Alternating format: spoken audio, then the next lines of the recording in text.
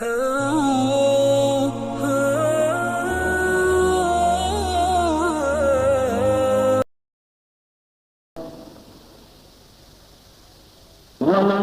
أن لا إله إلا الله وحده لا شريك له ونشهد أن سيدنا وسندنا ونبينا وشفيعنا وهادينا ومرشدنا ومولانا محمدا عبده ورسوله أرسله بالحق بشيرا ونذيرا صلى الله تعالى عليه وعلى آله وصحابه وأزواجه وذرياته وبارك وسلم تسليما كثيرا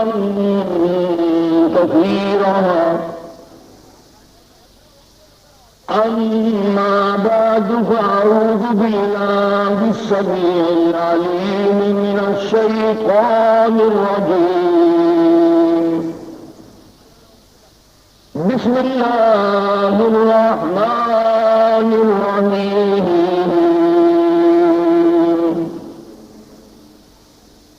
الحج أشهر معلومات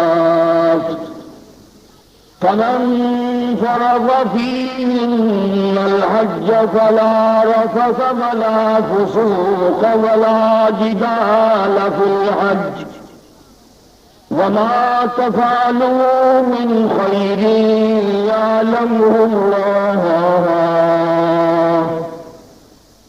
وتزودوا فإن خير الزاد التقوى واتقون يا أولي الألباب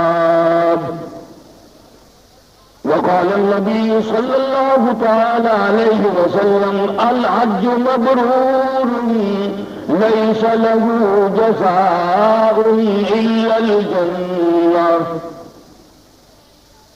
صدق الله مولانا العلي العظيم وصدق رسوله النبي الكريم ونحن على ذلك لمن الشاهدين والشاكرين والحمد لله رب العالمين اللهم صل على محمد وعلى آل محمد كما صليت على إبراهيم وعلى آل إبراهيم إنك حميد مجيد اللهم بارك على محمد وعلى آل محمد كما باركت على إبراهيم وعلى آل إبراهيم إنك حميد مجيد.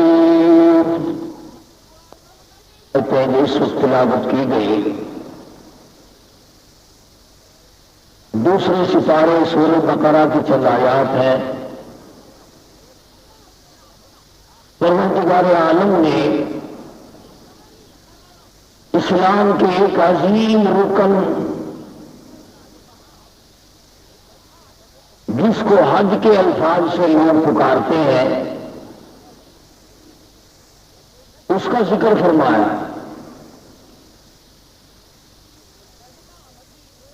یہ ایک عشق والی چیز ہے، فروختہ ہونے والی بات ہے. جب تک دماغ میں یہ بات نہ آئے کہ میں تو کسی کے در کو پڑھ کے مرنا چاہتا ہوں.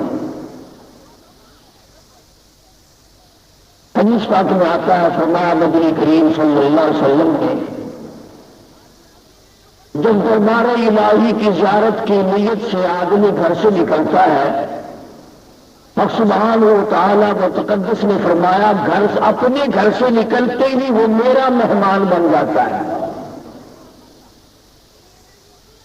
میں خدا اس کا میزبان ہوتا ہوں؟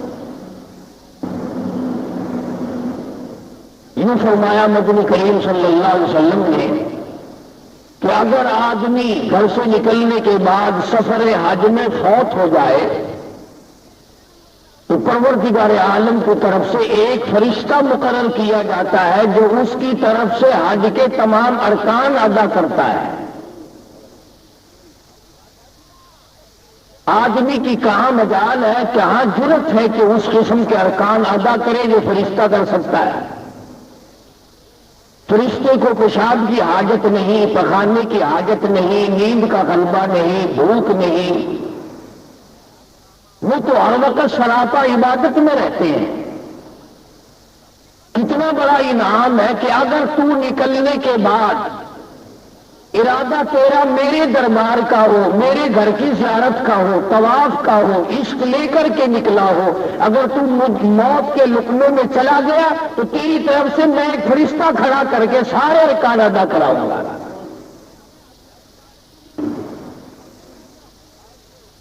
سیدنا فاروق اعظم رضی اللہ تعالیٰ عنہ فرماتے ہیں کہ ایک قوم کو دیکھا جو بیت اللہ کا طواف کر رہی تھی، تو ان سے پوچھا تم کہاں سے آئے؟ کہ یمن سے۔ تمہاری غرض کیا ہے؟ کہ صرف حج، کوئی کاروبار تو نہیں؟ کہا نہیں۔ تو فاروق اعظم رضی اللہ تعالیٰ نے فرماتے ہیں کہ پھر میں نے ان کو یہ حدیث شریف سنائی کہ حضور صلی اللہ علیہ وسلم نے فرمایا کہ جس نے اخلاص کے ساتھ اللہ کے گھر کا طواف کیا، اللہ پاک کے نبی نے فرمایا کہ پھر اس کے لیے جنت کے سوا اور کوئی بدلہ نہیں۔ اور ایک حدیث کا جملہ ہے رجا یوم کولدتہ امہ، آدمی ایسا لوٹتا ہے بیت اللہ سے جیسے ماں کے پیٹ سے آج پیدا ہوا۔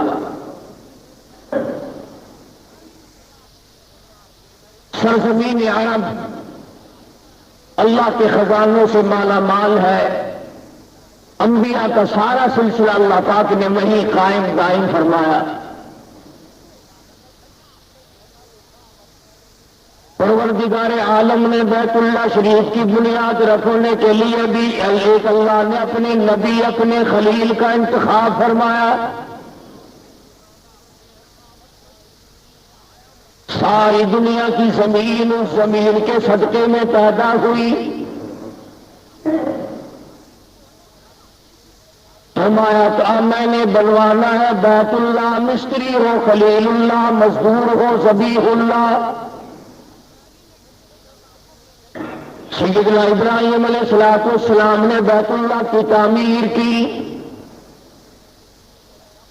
اپنا بچپن بڑا عجیب و غریب اندازے سے بھگتایا حضرت ابراہیم علیہ السلام نے۔ پیدا ہوئے تو شرک کی لعنت میں گرفتار لوگوں سے ٹکر ہو گئی۔ باپ بت گر نہیں، بت پرست نہیں، بلکہ بت گر ہے، بت بنا کر کے بیچتا ہے۔ اندازہ لگائیں کہ کسی زمانے میں خداؤں کا کاروبار بھی ہوتا رہا ہے۔ معاف تو اب بھی نہیں کرتے، پہلے شرک کی ڈھیری بنائی اور اس کے بعد کاروبار شروع کر دیا۔ اور آج کل تو اس جیسا بہترین کاروبار تو ہے ہی نہیں۔ ٹیلی فون کا بل نہیں، سوئی گیس کا بل نہیں، بجلی کا بل نہیں، کوئی ٹیکس نہیں، کوئی خرچہ نہیں، ہاؤس ٹیکس نہیں، سیل ٹیکس نہیں، سارے ٹیکسوں سے پاک ہے یہ قبروں کا کاروبار۔ سیدنا ابراہیم علیہ السلام تو تمام بتوں کو توڑنے کے لیے پیدا ہوئے۔ بت خانہ بنا رکھا، بے شمار بڑا لوگوں نے پوجا کرتے ہیں، نظر نیاز لگاتے ہیں۔ حضرت ابراہیم علیہ السلام بڑے پریشان ہیں، ان لوگوں نے کیا حرکتیں کی۔ اس وحدہ لا شریک کا دربار چھوڑ کر، مالک کائنات کا دروازہ چھوڑ کر، جس نے زمین و آسمان پیدا کیا، ذرے ذرے کا خالق وہ، قطرے قطرے کا مالک وہ، ایک ایک پتے کا پالن ہار اور رب وہ، اسے چھوڑ کر کدھر کو لوگ جا رہے؟ سیدنا ابراہیم علیہ السلام کی جوانی کا زمانہ ہے، لوگ میلے کی طرف نکل گئے۔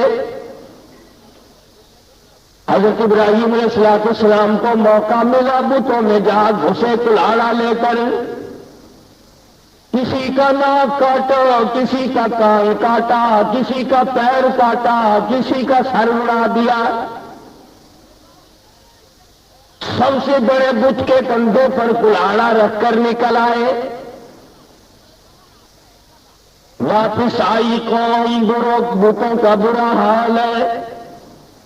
فرمایا وَلَقَدْ آتَيْنَا إِبْرَاهِيمَ رُشْدَهُ مِن قَبْلُ وَكُنَّا بِهِ عَالِمِينَ۔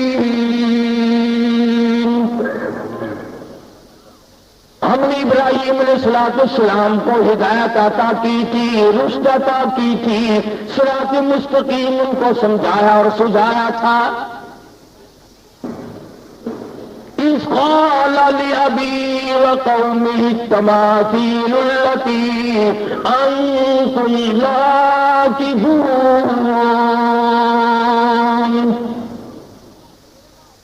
بڑے بڑے بت بنایا کرتے تھے، بڑے بڑے چیکنے، بڑے بڑے اعلیٰ درجے کے خوبصورت تراش تراش کر، چھیل کر کے بت بنا کر خدا کا نام دیا کرتے تھے۔ بڑا عجیب زمانہ ہے۔ ابراہیم علیہ السلام کے زمانے کے لوگ اگر پتھروں کی تراش کر خدا بنائیں تو کافر، آج مسلمان اعلیٰ درجے کی قبر بنا کر سجدے کیا کرے، طواف کیا کرے، رات دن چاٹا کرے، اسلام میں کوئی فرق نہیں آتا۔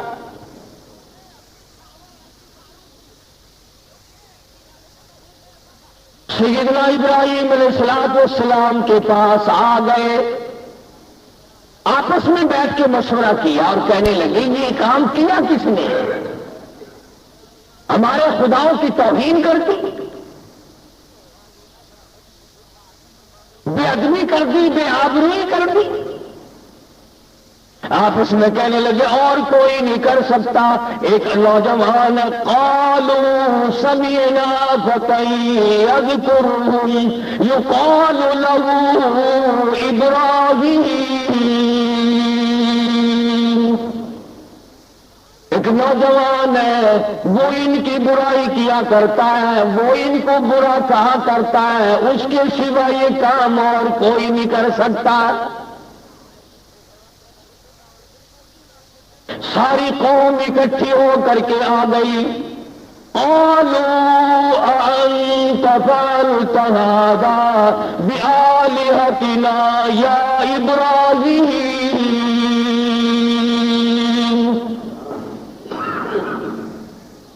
اے ابراہیم علیہ السلام، کیا ہمارے خداؤں کے ساتھ، کیا ہمارے معبودوں کے ساتھ تو نے یہ حرکت کی ہے؟ قرآن کریم ہے، کوئی قصے کہانیوں کی کتاب نہیں۔ اے کاش آج کے مسلمان کو قرآن کریم دیکھنے کی، سمجھنے کی توفیق ہو جائے، ساری دنیا اور دین کے مسئلے حل ہو جائیں۔ مگر مسلمان نے تو قسم کھا رکھی ہے کہ اپنی ساری مشکلات کا حل دنیا میں تلاش کرنا ہے، ساری مشکلات کا حل سیاست کے طور پر حاصل کرنا ہے، ساری دنیا کی مشکلات کا ہم نے اپنے ہاتھوں سے حل کرنا ہے، قرآن کریم کے ذریعے نہیں۔ دنیا کے لوگوں آؤ اللہ کے قرآن کو پڑھو۔ صحابہ کرام رضوان اللہ تعالی علیہ مجمعین کی جماعت نے کابل سے لے کر طرابلس تک سارا افریقہ، جنوبی ایشیا، مشرق بعید، مشرق قریب، مشرق وسطی اور بر صغیر، تمام کے تمام اقوام عالم سے خداوند کریم کی توحید کا لوحہ منوایا ہے۔ توپیں ان کے پاس نہ تھی، ایٹم بم نہ تھا، ہائیڈروجن بم نہ تھا، دفتر بند گاڑیاں نہ تھی، طیارہ شکن توپیں اور ٹینک نہ تھے، خدا کا قرآن تھا، پوری دنیا پہ چھا گئے۔ جس ملک کو محمد عربی صلی اللہ تعالی وسلم کے 3 غلاموں نے فتح کیا، صرف 3 بندے، 3 آدمی، کالی کملی والے کے 3 غلام، ادھر پورا ملک ہے، پورے ملک کی فوج ہے، پورے ملک کا لشکر ہے، حکومت ہے، اقتدار ہے، نشہ ہے، دولت ہے، سب کچھ ہے، ان کے پاس روٹی بھی نہیں، ان کے پاس اسلحہ بھی نہیں، ان کے پاس ساز و سامان بھی نہیں، مگر ایمان تھا، خدا کا قرآن تھا۔ خدا کی قسم، جب قرآن کریم لے کر اس چین میں محمد کریم صلی اللہ علیہ وسلم کے 3 غلام کھڑے ہوئے، سارے ملک کو شکست دے کر خدا کی توحید کا لوہا منوایا ہے۔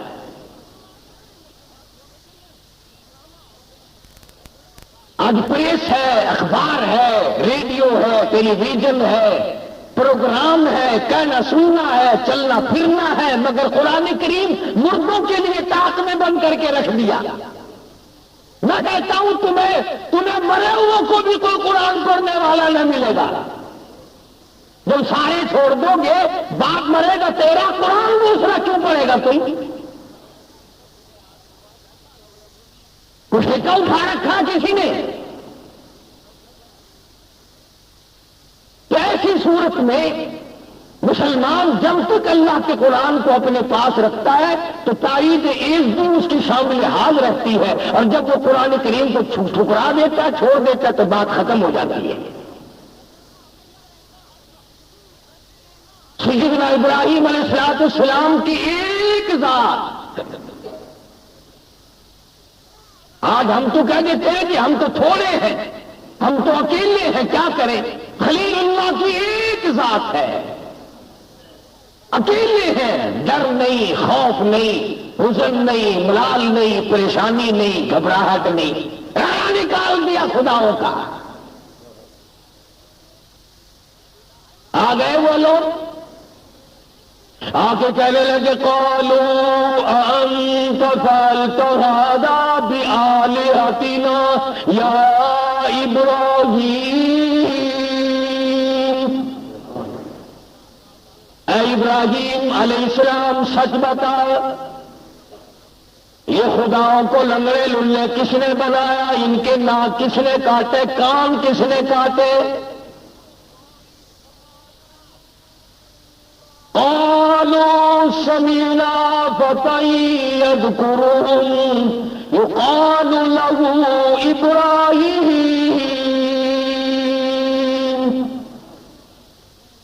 یہی ایک نوجوان ہے جس کا عقیدہ دوسرا معلوم ہوتا ہے، جس کا نظریہ دوسرا معلوم ہوتا ہے، جس کے حالات کچھ الگ تھلگ معلوم ہوتے ہیں، یہی وہ ہو سکتا ہے۔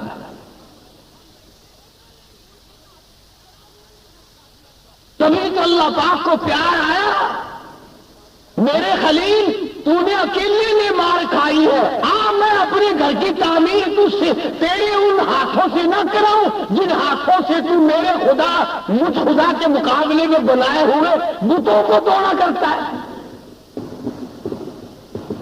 جن ہاتھوں سے تو نے شرک کے اڈے مٹائے، جن ہاتھوں سے تو نے بت خانے توڑے، بتوں کے ناک کان توڑے، میرے خلیل انہی ہاتھوں سے میں اپنے بیت اللہ کی تجھ سے تعمیر کراؤں۔ وہ تیرے ہاتھ بڑے بابرکت ہے۔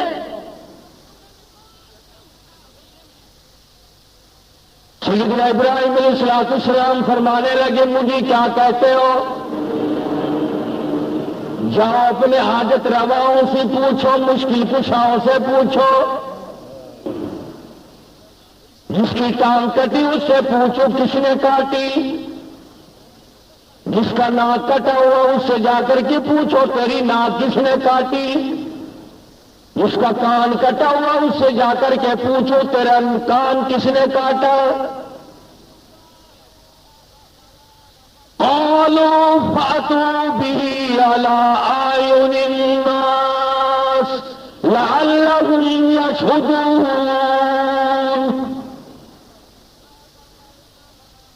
ابراہیم علیہ السلام نے صاف کہہ دیا تمہیں بیٹے دے سکتے ہیں، خود نہیں بتا سکتے کہ مارا کس نے؟ ساری دنیا میں بارش برسانے پہ قادر ہے اور تمہیں نہیں بتا سکتے کہ ہمارا رگڑا کس نے نکالا ہے؟ تمہیں دشمنوں پہ فتح دینے پہ قادر ہے، تمہارے دشمنوں کو مٹانے پہ قادر ہے، بارش برسانے پہ قادر ہے، اولاد دینے پہ قادر ہے، تمہیں بیماری دے کر دور کر دینے پہ قدرت رکھتے ہیں، تو خود نہیں بتا سکتے کہ ناک کان کس نے کاٹا ہے؟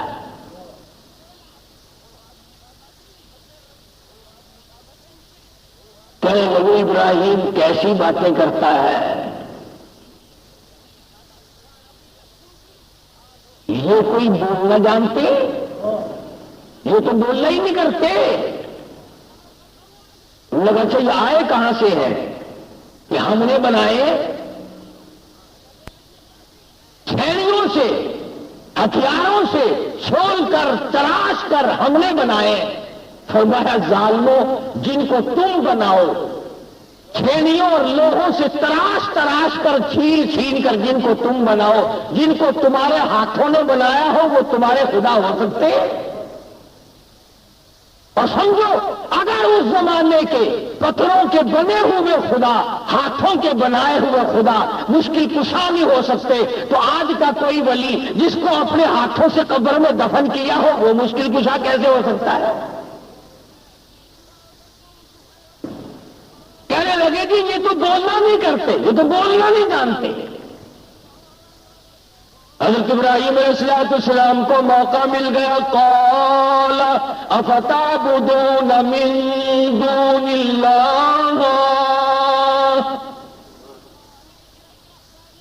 ما لا ينفعكم ولا يضركم، آؤ ادھر میری بات سنو، جو نفع نقصان کا مالک نہیں، جو اپنا نفع نقصان نہیں بتا سکتے، وہ تمہارے معبود کیسے بن سکتے ہیں؟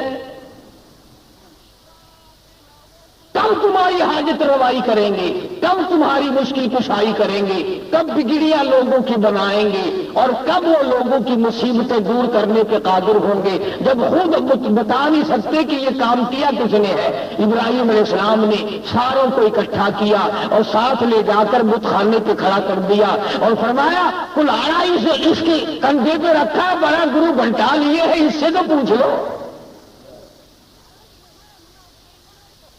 اس سے پوچھو کہ یہ کام کیے کس نے؟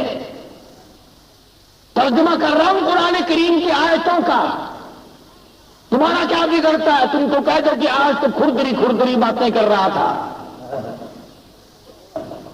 کھردری باتیں میں نہیں کرتا، خدا کرتا ہے، اور کون نہیں کرتا؟ دنیا کا کوئی صدر دوسرا صدر ماننے کو تیار نہیں، تو خدا دوسرا خدا کیسے مان لے گا؟ تم تو اتنے غیرت مند، اپنی بیوی کی طرف کسی کو آنکھ اٹھا کے نہیں دیکھنے دیتے، اور اللہ تعالیٰ جس نے غیرت کو پیدا کیا ہے وہ نہیں چاہتا کہ بندہ میرا ہو جھکے کسی اور کے سامنے۔ کھلاؤں میں، پلاؤں میں، پہناؤں میں، بیوی میں دوں، بچے میں دوں، مشکل کشائی میں کروں، جوانی میں دوں، تندرستی میں دوں، آنکھ میں دوں، کان میں نے دیے، دل و دماغ میں نے دیا، دولت میں نے دی، مال میں نے دیا، اور جب آئی اطاعت کی باری، غلامی کی باری، بندگی کی باری، عبادت کی باری، اللہ فرماتے ہیں مجھے اتنا غضب اور غصہ زنا سے نہیں آتا، اتنا بڑا چوری سے نہیں آتا، ڈاکے سے نہیں آتا، جب تو میرے در کے سوا کسی دروازے پہ جو جا کے سر جھکاتا ہے، خدا فرماتے میری کبریائی جلال میں آتی ہے۔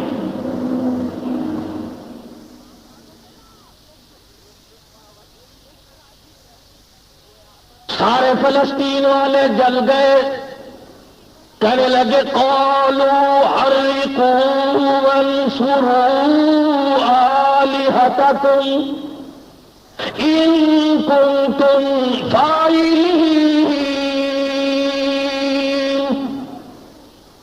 آؤ اپنے خداؤں کی امداد کرو، پکڑو اسی ابراہیم علیہ السلام کو، جلاؤ اسی پکڑ کر، وانصروا آلہتکم आलिहतकुम, اپنے معبودوں کی امداد کرو، ان کی خدمت کرو، ان کا تعاون کرو، ان کی حمایت کرو. وانصروا آلہتکم ان کنتم فاعلین، اگر تم کچھ کرنے والے ہو، اگر کچھ کر سکتے ہو، آؤ پھر پکڑو ابراہیم علیہ السلام کو اور چیخا میں پھینکو. چنانچہ نمرود نے انتظام کیا لمبا چوڑا، ہزاروں نے لاکھوں من لکڑ اور ایندھن جمع کیا اور آگ سلگائی، دہک اٹھی، کونے بن گئے، شعلے بن گئے. پنگوڑے میں حضرت ابراہیم علیہ السلام کو بٹھا کر عین درمیان میں پھینکا ہے. قربان جاؤں ابراہیم علیہ السلام کے ضمیر پہ، عقیدے پہ، نظریے پہ، ایمان پہ. پنگھوڑا تیار ہے، ابراہیم علیہ السلام کو بٹھا رہے ہیں پکڑ کر. فرشتہ سامنے آتا ہے، سلام کرتا ہے اور کہنے لگا او ابراہیم، مجھے حکم دیے، میں بارش کے مامور ہوں، اللہ کے حکم سے بارش برساتا ہوں. میں بارش برسا کر ساری آگ کو، آتش کو، بھاپ کو بجھا دوں. حضرت ابراہیم علیہ السلام فرماتے ہیں او فرشتے، کیا میری اس حالت کا میرے رب کو پتا ہے؟ جو حالت میری اس وقت بن رہی ہے میرے رب کو اس کا علم ہے، پتا ہے؟ فرشتے نے کہا پتا ہے. اللہ کے نبی نے جواب دے دیا بیچ میں سے ہٹ جاؤ، پھر رب جلیل جانے اور اس کا بندہ خلیل جانے، جو وہ چاہے گا میں تو اس پہ راضی ہوں جو میرے رب کو منظور ہو. ہوا پہ جو فرشتہ مامور تھا وہ آیا تو میں ہوا ایسی چلاؤں یہ ساری آگ ہوا میں اڑ جائے گی. فرمایا نہیں، کیوں؟ جس طرح میرے رب کو منظور ہوگا وہی ہوگا. چنانچہ حضرت ابراہیم علیہ السلام کو چیخا میں پھینک دیا گیا. اللہ تبارک و تعالیٰ کی تو آگ بھی مخلوق ہے. ارے آگ ٹھنڈی ہو گئی، اللہ کے حکم سے آگ تو سرد پڑ گئی. اللہ کے قرآن میں اللہ کے ہزاروں حکم سن کر آپ آج تک ٹھنڈے نہیں پڑے. آگ کو شرم آئی جس کا مادہ ہی جلانا ہے کہ اللہ کے حکم کے سامنے میں اپنی جلانے والی طاقت کو کیسے بحال رکھوں. خدا کا حکم آیا ہے. آگ نے اپنی عادت والا کام چھوڑ دیا، جلانا چھوڑ دیا، ساڑنا چھوڑ دیا، ٹھنڈی ہو گئی، سلامتی کے ساتھ ٹھنڈی ہو گئی. ابراہیم علیہ السلام کے لیے گلزار بن گئی.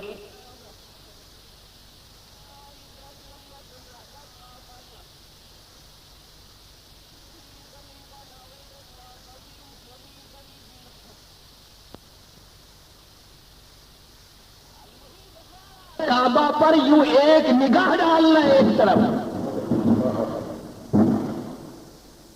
اندازہ لگا جب نگاہ ڈالنے والے کا یہ مرتبہ ہے اور یہ ثواب ملتا ہے، بنانے والے کو کیا ملا ہوگا؟ بنانے والے کو کیا ملا ہوگا؟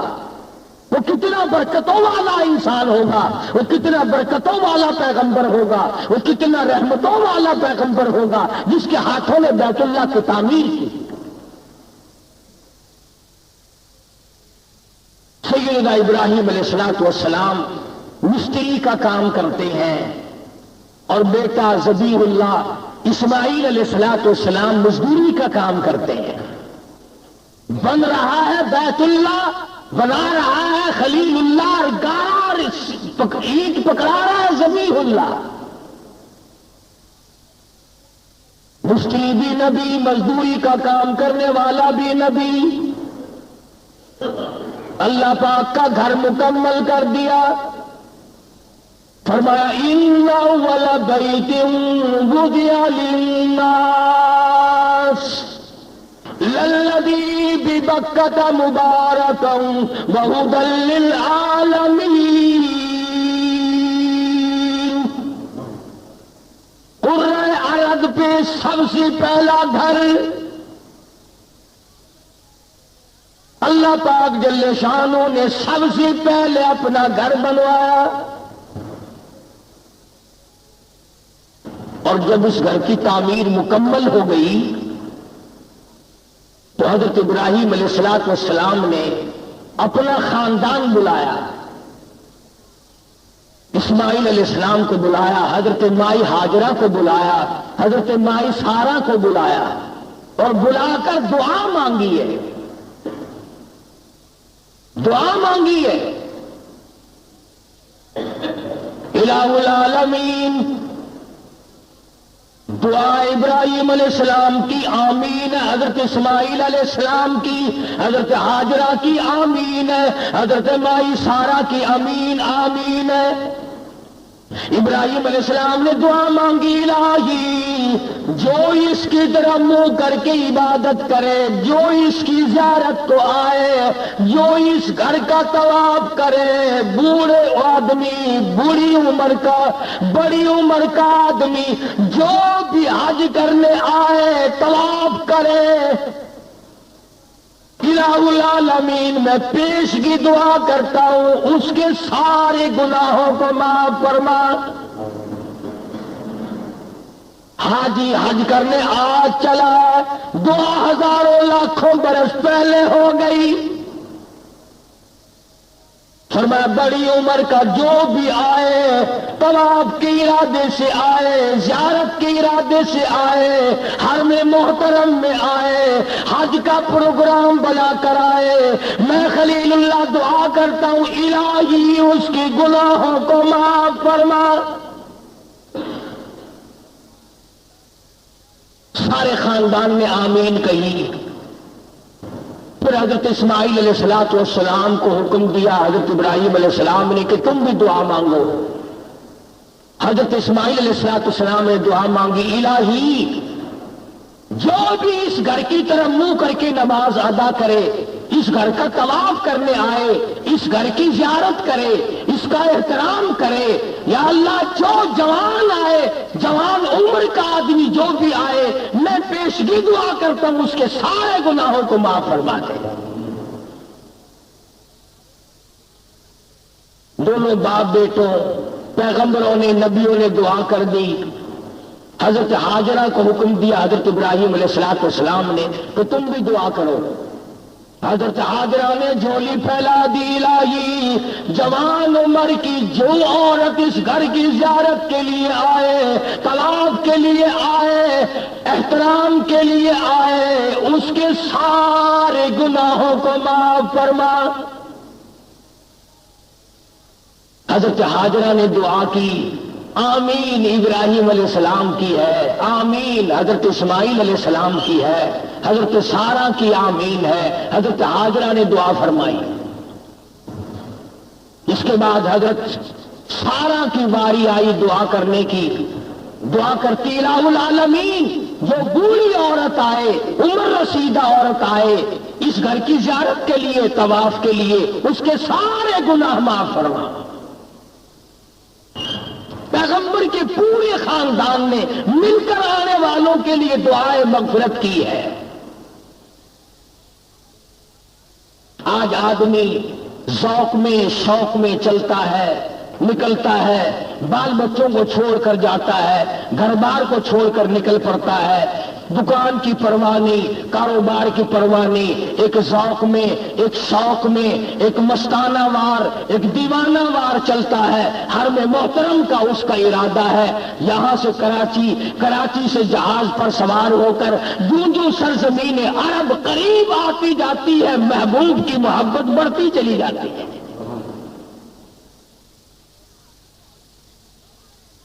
چنانچہ کسی ملک میں جاؤ، آدمی پریشان ہوتا ہے، امریکہ میں آیا ہوں، کہاں جاؤں گا، کدھر کو جاؤں گا،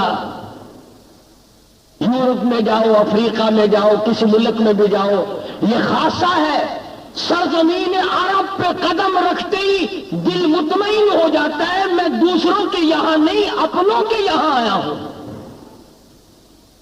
اور ادھر دل میں یہ بات آتی ہے، ایسا معلوم ہوتا ہے کہ خدا بند کریم آواز دے رہی ہے، گھبرا نہ، آ جا، یہ بیت اللہ بھی میرا، تو بھی میرا، یہ زمین بھی میری، یہ آسمان بھی میرا، گھبراتا کیوں ہے؟ اور تیرا میزبان میں ہوں، ادھر آ۔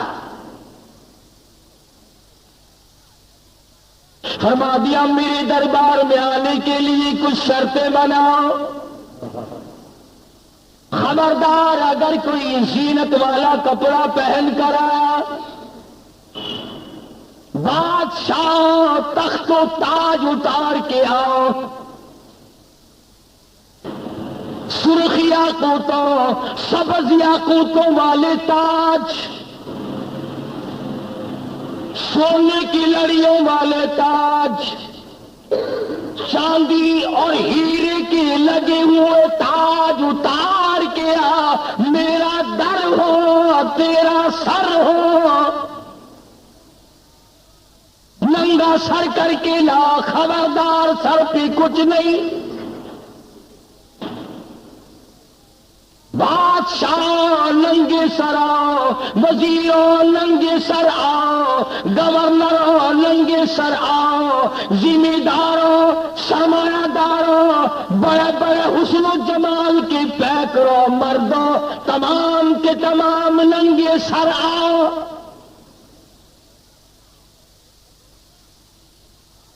کوٹ پتلون اتار کے آؤ، سلوار قمیض اتار کے آؤ۔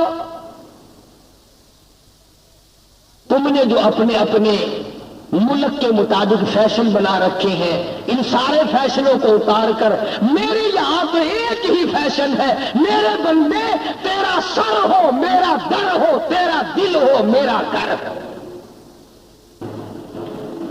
ایک ہی فیشن چلے گا یہاں، تمام کپڑے اتار کے آؤ۔ سلا ہوا کپڑا پہننا، احرام باندھنا جائز نہیں، حاضری نہیں ہوگی اور حج نہیں ہوگا، بالکل صحیح مناسک ادا نہیں ہوں گے۔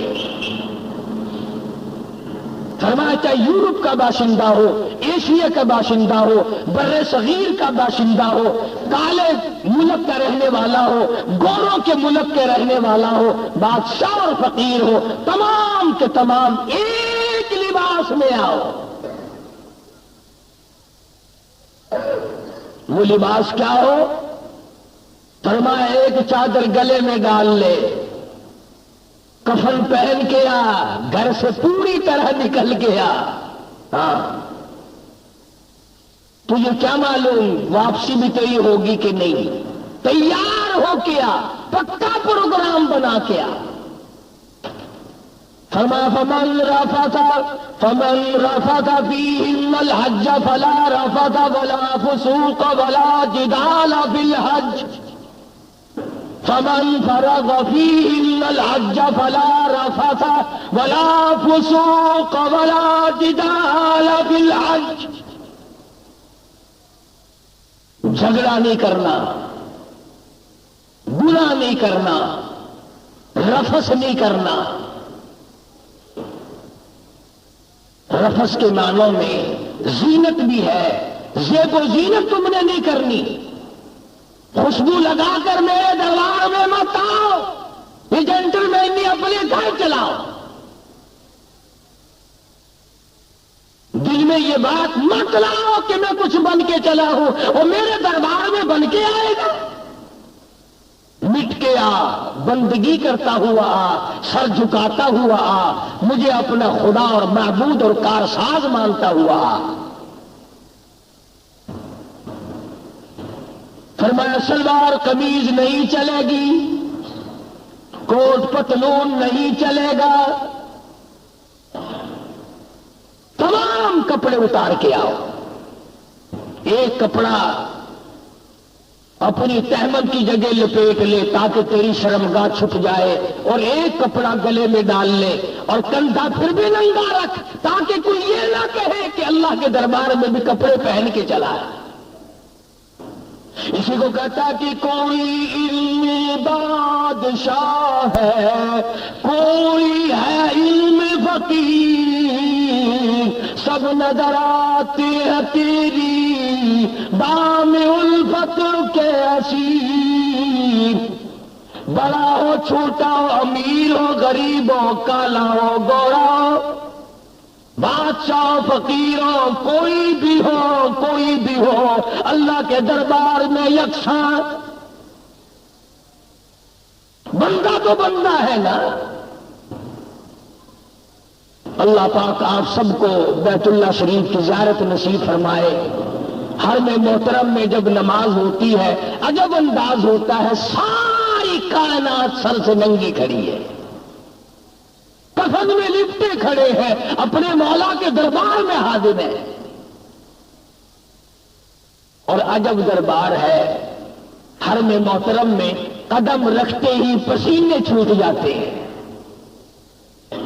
شرابور ہو جاتا ہے پسینوں میں، اور آدمی کا ضمیر خود ملامت کرتا ہے، اور میرے مالک میں اتنا بڑا روسیا اور یہ تیرا دربار، کہاں میری بدامالی، کہاں میری روسیاہی، کہاں میرے کرتوت، اور کہاں تیرا یہ بابرکت دربار۔ شرم آتی ہے، پسینوں میں آدمی خود بخود ڈوب جاتا ہے۔ حرم محترم کے اندر جاتا ہے، بیت اللہ پہ نگاہ پڑتی ہے، نظر پڑتی ہے، پیار آتا ہے، محبت آتی ہے، دل میں ولولہ پیدا ہوتا ہے کہ جذبہ پیدا ہوتا ہے۔ آگے بڑھ کر حدیث پاک میں آتا ہے، فرمایا مدنی کریم صلی اللہ علیہ وسلم نے جس نے حجر اسود کو بوسہ دیا، اللہ پاک یوں فرماتے ہیں، حدیث قدسی ہے کہ اس نے میرے دائیں ہاتھ کو بوسہ دے دیا۔ خداوند عالم فرماتے ہیں کہ میں یہ سمجھتا ہوں اس نے میرے دائیں ہاتھ کو بوسہ دے دیا، اور فرمایا کہ بیت اللہ کا غلاف پکڑ کر جس نے دعا مانگی، میں یہ سمجھتا ہوں کہ میرا دامن پکڑ کے سب کچھ مانگ لیا، اور جس نے مقام ملتزم پہ لپٹ کر مجھ سے مانگا، میں سمجھتا ہوں میری چوکھٹ پہ لپٹ کر، میری دہلیز پہ پڑھ کر مجھ سے سب کچھ مانگ لیا۔ طواف کرتا ہے، آواز لگاتا لبیک اللہم لبیک لا شریک لک لبیک، الہی میں حاضر ہوں، الہی میں حاضر ہو گیا ہوں، تیرے دربار میں میری حاضری قبول فرما، تیرے دربار میں میری حاضری منظور فرما، میں آیا ہوں تیرے دربار میں سر مارنے کے لیے، تیرے دروازے پہ غلامی کرنے کے لیے میں آیا ہوں۔ علماء کرام نے لکھا ہے، مدینے پاک سے باہر ایک آدمی نے آ کے احرام باندھا، اور احرام باندھ کر آواز لگائی لبیک اللہم لبیک لا شریک لک لبیک، غیب سے آواز آئی لا لبیک، تیری حاضری منظور نہیں،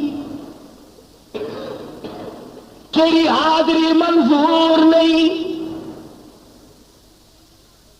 بڑے میاں تھے، عمر رسیدہ تھے، چل رہے ہیں، پھر بھی تلبیہ پڑھ رہے ہیں اور حج کے لیے آ رہے ہیں۔ برابر میں کھڑے ہوئے کسی جوان نے کہا، بڑے میاں ہم نے بھی سنا ہے، تیری حاضری جب منظور نہیں، دھکے کھانے کی کیا ضرورت ہے، پریشانی اٹھانے کی کیا ضرورت ہے، تکلیف اٹھاؤ گے۔ جوان نے کہا جنہوں نے غیب کی آواز سن لی تھی، بڑے میاں نے رو دیا اور کہنے لگا، بیٹا تم ایک دن کی آواز سن کر کے مجھے گھبرا رہے ہو اور خود بھی پریشان ہو رہے ہو، مجھے یہ آواز سنتے سنتے 52 سال گزر گئے، مجھے یہ آواز سنتے سنتے 52 سال گزر گئے، 53 سال گزر گئے مجھے یہی آواز سنتے سنتے۔ پھر اے نوجوان یہ بتا، اگر اس دروازے پہ منظور نہیں تو پھر اور دروازہ کون سا ہے جہاں جا کے میں ماتھا رگڑوں؟ منظور ہو یا نہ ہو میرا کام ہے کہ میں پیشانی کو اس کے دروازے پہ رگڑتا رہوں، میں حاضری دیتا رہوں، منظور کرنا اس کا کام ہے، حاضری دینا میرا کام ہے۔ یوں لکھا ہے کتابوں میں کہ غیب سے آواز آئی، آج ہم نے تیرے یکدم 54 حج قبول کر لیے، یکدم تیرے ہم نے آج 54 حج قبول کر لیے۔ ہم تو تجھ سے اتنی سی بات کہلوانا چاہتے تھے، اور یہ بات کہلوانا چاہتے تھے کہ تیرے سوا میرا کوئی نہیں۔ اگر معمولی صاحب کو کسی کو قرضہ لینا ہو تو پہلے جا کر کے یہ ٹھوکر مارتے ہیں، ایمان نال یار اساں تو کہیں کو لوگ نہیں کوئی ٹکا پیسہ گدا ہے کہیں نہیں، جب لوڑ پوندی ہے اساں دے ساڈا یار ہے پیا، ساڈا رشتہ دار ہے پیا، اساں تو تیرے کو لاویں ہوں جانے میں تیری مرضی، اساں بے بوہے تک نہیں گئے ہی کوئی نہیں۔ ان کو راضی کرنے واسطے بے بوہے کی تردید پہ ہی تھی، 4% قرضہ لینے واسطے ان کو جتاؤنا پوندا ہے، اساں تیرے بوہے تو سوا کلائی کسی کو گئے ہی نہیں، وہ کہہ نہیں گئے۔ تو خدا کو نہ جتاؤ کہ ہم تیرے دروازے کے سوا کبھی کسی دروازے پہ آئے ہی نہیں۔ اگر تم اپنے محبوب کو خوش کرنے کے لیے یہ بات کہتے ہو کہ اس دل میں تیرے سوا کسی کی جگہ نہیں، جن لوگوں کو باب العشق سے واسطہ پڑا ہے ان کو پتا ہے کہ محبوب پھر مسکراتا ہے۔ یوں کہا نا اساں تیرے سوا کہہ کو سنا نہیں کہے نہیں، این دل دے وچ کوئی جاتی پائے نہیں سکتا تیرے سوا، یہ دل تیرے واسطے ہے۔ وہ بادشاہ 1000 پائی آوے، 1000 حسینہ آوے، 1000 فلانی آوے، میں ایمان نال تیرے سوا تے کو دیکھن کی تے تیار نہیں، کہے منہ دے اوتے تھوکن کی تے تیار نہیں۔ جڑ ویلے گلا ماردا ہے نا محبوب کو ول مسکراندا دیکھو، خوش تھیندے، ہاں ہاں میرے اتنے قربان ہے، میرے اتنے نثار ہے۔ حالانکہ ہے سارا مطلب اگر ایک مٹی کا بنا ہوا محبوب اس بات سے راضی ہوتا ہے کہ تیرے سوا میں کسی کو نہیں چاہتا، تو وہ زمین و آسمان کا مالک راضی نہیں ہوگا جب بندہ کہتا ہے اے میرے مالک تیرے سوا میرا کوئی نہیں۔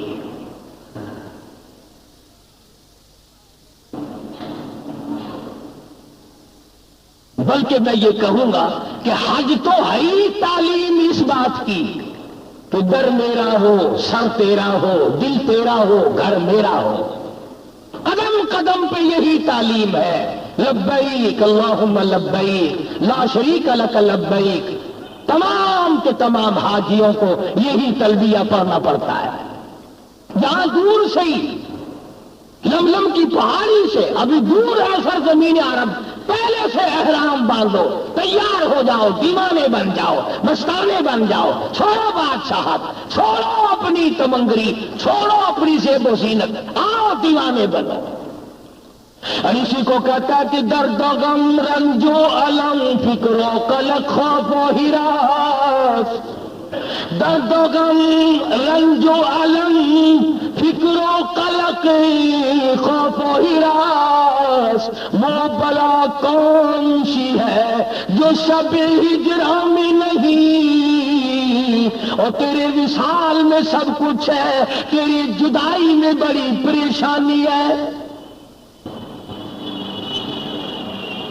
طواف میں بھی یہ بات سمجھا دی جاتی ہے کہ میرے گھر کے سوا کسی جگہ کا طواف جائز نہیں، اور فرمایا فرشتوں آؤ میرا بندہ آیا ہے، گھر میرا ہے، چکر اس کا ہے، اور یہاں میرے کعبے کے میناروں پہ کھڑے ہو کر اس کی بخشش کے لیے جھولیاں پھیلا کر تم دعائیں مانگو، اس لیے کہ میرے گھر کا طواف کر رہا ہے، میرے گھر کا چکر لگا رہا ہے، مجھ سے مانگ رہا ہے اللہم اغفر لی، اللہم اغفر لی، الہی معاف کر دے، لبیک اللہم لبیک، مجھ سے مانگ رہا ہے۔ گزرتا گزرتا رکن یمانی کو ہاتھ لگا کر گزر جانے کا حکم ہے، آواز آتی ہے فرشتوں میرے بندے نے میرے گھر کے کونے کو ہاتھ لگایا، آؤ 40 فرشتے یکدم آ کر میرے بندے سے مصافحہ کرو. کیوں؟ یہ میرے گھر کے سوا کسی جگہ کو بابرکت جگہ نہیں جانتا، کسی درخت کو بیت اللہ کے مقابلے میں نہیں مانتا، کسی گھر کو کعبے کے مقابلے میں نہیں مانتا، کسی قبر کو نعوذ باللہ کعبۃ اللہ کے مقابلے میں نہیں لاتا ہے.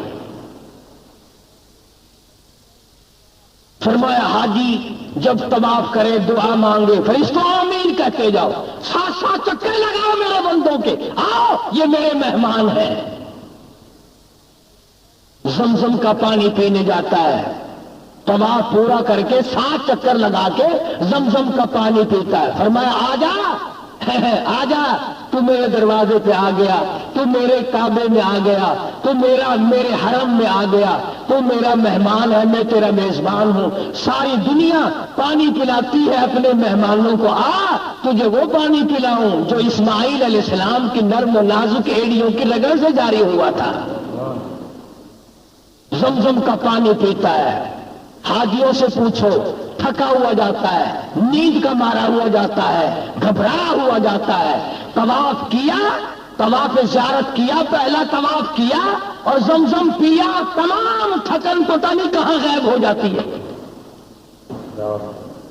جیسے تم جس کے یہاں مہمان جاتے ہو 7 اپ کی بوتل پی کر ڈکار لے کر چھت کی طرف دیکھتے ہو نہیں،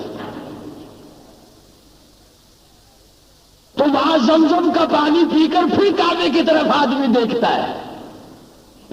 اس کے بعد فرمایا آ جا آ جا، ابھی فارغ نہیں ہوا، طواف تو نے کر لیا، میرے گھر کا تو نے چکر لگا لیا، بخشش کی دعائیں مانگ لی، رو لیا، دھو لیا، اور میں نے تجھے پانی شانی بھی پلا دیا. چائے وائے ہوتی ہے نا ہمارے یہاں، فرمایا میں نے تجھے پانی شانی پلا دیا، زمزم پلایا. اس کعبے کے بنانے والے نے، حضرت ابراہیم نے جہاں کھڑے ہو کر 2 رکعت نماز ادا کی تھی، تو بھی وہاں کھڑا ہو کر نماز ادا کر. مقام ابراہیم پہ نفل پڑھ. چنانچہ اب نفل پڑھتا ہے، اس کے بعد دعا مانگتا ہے، اللہ پاک خوش ہوتے ہیں اور مجھ کو نوازتے ہیں. تبھی تو فرمایا کہ حاجی توبہ کرے، عادت بدلے، میرے قانون کو اپنائے. تو خدا بند کریم نے فرمایا کہ یہاں سے ایسا واپس جاتا ہے جیسے ماں کے پیٹ سے آج پیدا ہوا. جب سلا ہوا کپڑا جائز نہیں، خوشبو لگانا جائز نہیں، اپنی بیوی کی طرف احرام باندھے ہوئے دیکھ شہوت کی نگاہ سے دیکھنا جائز نہیں، ہاتھ لگانا جائز نہیں. کیوں؟ کہ جس کا دیوانہ بن کر آیا، جس کا مستانہ بن کر آیا، وہاں تو یہ ساری چیزیں ہیں ہی نہیں، ساری چیزیں نہیں ہیں. اللہ پاک نے فرمایا جب میرے دروازے پہ آیا، میرا بن کر آیا، تو جب تک احرام تیرا بندہ ہوا ہے نا، میرے والی عادت اپنا، میری بھی بیوی نہیں، تو بھی سمجھ لے تیری بھی نہیں. میں بھی کپڑے نہیں پہنتا، تو بھی سمجھ لے کہ میں نے بھی نہیں پہننے. میں بھی خوشبو نہیں لگاتا، تو بھی نہ لگا. جب تک احرام بندہ ہوا ہے اس وقت تک تو میرے والے افعال بنا. مولانا خلیل احمد صاحب سہارنپوری سمکد رحمت اللہ علیہ جب بیت اللہ شریف میں داخل ہوئے تو یہ لکھا کتابوں میں کہ ابدالوں کی جماعت بیٹھی تھی. مطاف کہتے ہیں طواف کی جگہ کو، بیت اللہ کے چاروں طرف جو چکر لگانے کی جگہ بنی ہوئی ہے اسے مطاف کہتے ہیں. وہاں ابدالوں کی جماعت بیٹھی تھی. پچھلی رات تھی، مولانا خلیل احمد سہارنپوری رحمت اللہ علیہ نے جب قدم رکھا، ابدال چوک اٹھے اور فرماتے ہیں کہ سارا حرم نور سے جگمگا اٹھا، سارا حرم نور سے جگمگا اٹھا. اور جب ابدالوں کی نظر پڑی تو فرمایا یہی وہ مولانا خلیل احمد ہے جس کی وجہ سے بیت اللہ میں نور بھر گیا. اور جب طواف کرنے لگے تو یوں فرمایا کہاں میں اور کہاں لطحات گل، کہاں میں کہاں تیرا دربار، میں تیرا بندہ تو میرا شہنشاہ، میں تیرے دروازے پہ بھیک مانگنے والا فقیر، تو میرا داتا اور سب کچھ دینے پہ قادر۔ فرمایا کہاں میں اور کہاں نہ کہا کہ گل نسیم شہر، یہ تیری مہربانی، میں کہاں آ سکتا تھا، یہ تو تیری کریمی کھینچ کے لائی ہے۔ ایک بزرگ فرماتے ہیں میں نے 7 برس تک قیام کیا حرم میں، اور ارادہ یہ کیا کہ ایسا وقت ملے اکیلا طواف کرنے والا میں ہوں اور کوئی بیت اللہ کا طواف کرنے والا نہ ہو۔ فرماتے ہیں موت آ گئی مگر ایسا وقت نہیں مل سکا، نہ رات میں نہ دن میں، کہ اکیلا طواف کرے۔ اور نئی اور اچھی جانکاری کے لیے یہ چینل سبسکرائب کیجیے۔ دھنیہ واد۔